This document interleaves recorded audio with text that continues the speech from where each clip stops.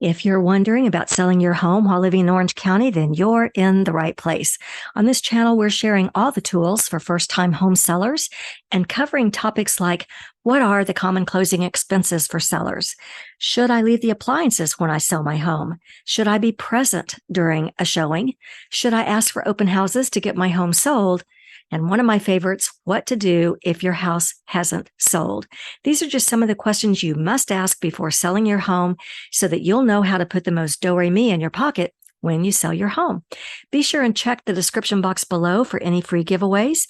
Now let's get on with today's episode. Hi there, my name is Rami like Do-Re-Mi. I am a top producing agent, a best-selling author, and an award-winning interior designer. I've been doing real estate for well over 20 years across 4 states, and I have a few things that I'd like to share with you, a few insider tips for when you get ready to sell your home or maybe buy your next home. And stay with me till the end of the video. I'm going to share with you one crazy, stupid, silly, but true real estate story. It's the favorite part of what I do, and you won't want to miss it. Now let's get started. Okay, let me switch over to my laptop here. If you're thinking of selling your house in the near future, then there are a few questions to ask before moving forward. We're going to cover some of those today in this part 4 so that you're armed with the tools for first-time home sellers. Even if this isn't the first time home that you've ever sold, be sure and check out parts 1 and 2 and 3 for more juicy information on the questions you must ask before selling your home. Okay, in today's part 4, here comes the next question that you must ask before selling your home. What are the common closing expenses for sellers? Well, the first of the expenses that my own clients will see is the settlement or closing fee, and that's charged by the escrow company. There's also a title search fee to be sure that you're the actual seller. I don't know if you're aware, but there are a lot of real estate scams that have shown up recently where someone tries to sell a property that they don't even own. And see this next slide? These are the most common fees right there on the right-hand side of the screen. And so this leads me to your next closing fee, and you'll see it right there, number 3 on the list, and that's title insurance.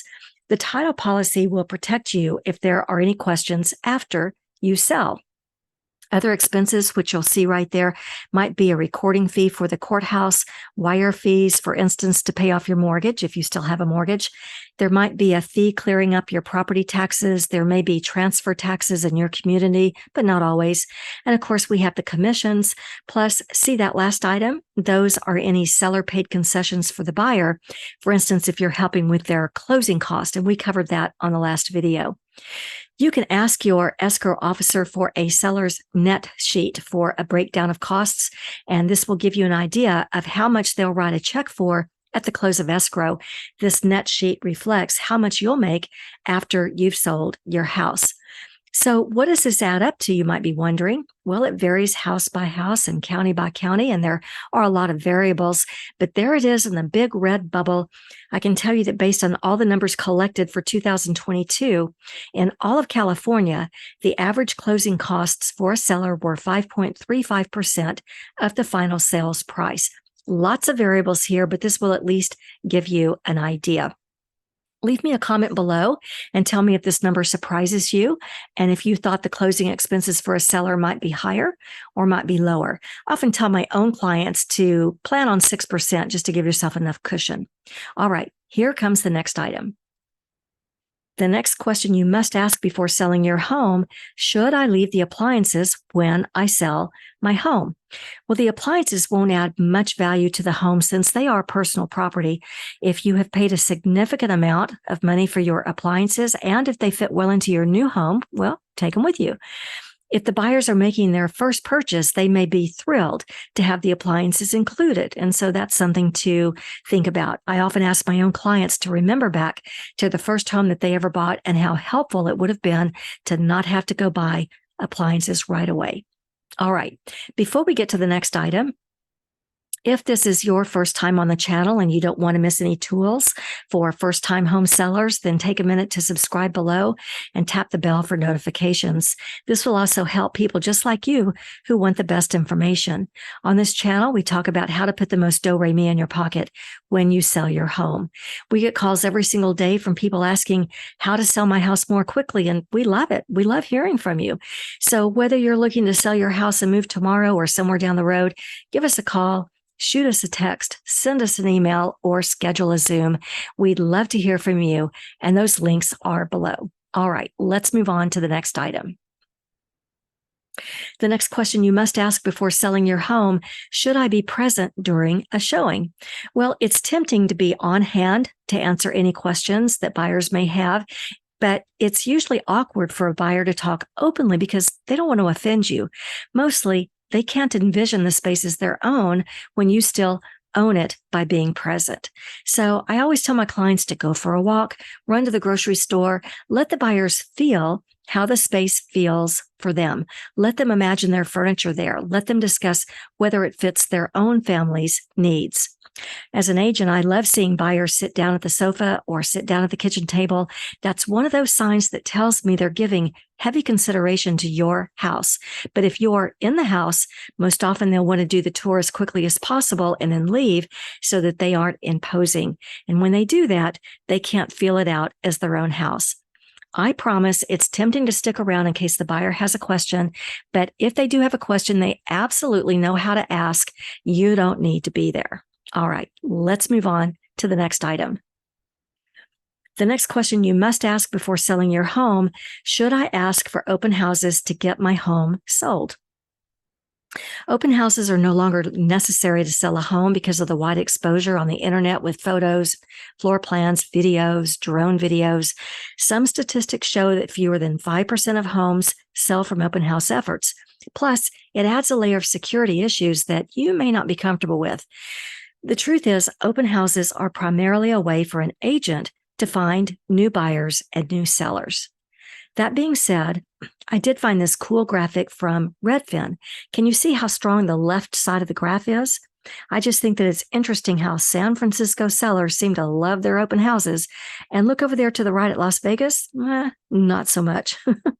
Now, this graphic doesn't say that this is how many homes sold because of an open house, just how many people decide to hold an open house, even though it's not the best strategy to get your home sold in our area of South Orange County. Leave me a comment below. Let me know more about, leave a comment below if you would like to know more about the most effective strategies to get your home sold that you're not going to see on this graph here. Okay, let's move on to the next item. The next question that you must ask before selling your home: what to do if your house hasn't sold? Well, I'm going to state the obvious. Marketing 101, price the product correctly. I can't emphasize this enough. We even see it on Shark Tank. Pricing is everything. If the buyers feel that the price is too high and there's plenty of inventory, they'll just skip looking at your home and it'll just sit there until it's covered up in cobwebs. Remember, every home will sell within 2 weeks of being priced right, and then we can celebrate. Other factors of why a home hasn't sold may be a lack of professional photos and the buyers aren't enticed to come out in person. Staging can also help with the photographs, as well as create high emotion for buyers when they do come out in person. And a very common reason for a house not selling is because it's difficult to get into with too many showing restrictions. But far and above, it gets down to pricing. This is what's going to bring the party, because pricing is often the main reason why a house hasn't sold, and every home will sell within 2 weeks of being priced right, and then we can have our celebration. All right, let's move on. In each of these episodes, I have promised to share with you the lighter side of real estate by featuring one crazy, stupid, silly story. These stories are my favorite part of real estate, so let me grab something here and see what we have for today. Yeah, this one comes from Sean in North Carolina. Sean, I'm not sure if you're a man or a woman, so my apologies. But Sean says, I was showing a house to two guys. They couldn't agree on which one to put an offer in on, so we went back and forth on both houses. We looked at each one a second time. They preferred a different one, each of them did, and neither one would budge. Neither one wanted to compromise. Neither one seemed to even care about what the other wanted. So they started arguing at the second house, got physical, and they had an all-out fist fight, breaking furniture and everything. It was so out of control that I had to call the police. Both of them were arrested, and they never did buy a house. Well, I can't say that's ever happened to me. I've never had to call the cops. Well, except one time when I found squatters, but that's a story for another day. All right, let's move on. Remember, whether you're looking to sell your house and move tomorrow or next year or somewhere down the road, you can give us a call, shoot us a text, send us an email, or schedule a Zoom. We'll talk about how to put the most do-re-mi in your pocket. When we see each other, you can ask me about the 3 options for getting more do-re-mi from the sale of your home. I call these the 3 do-re-mi options. One of these is just right for you, and the other 2, they're not going to be a fit. So I would love to go over these with you in person. Thanks for watching. Be sure and check the description box below for any free giveaways, and I look forward to chatting with you soon.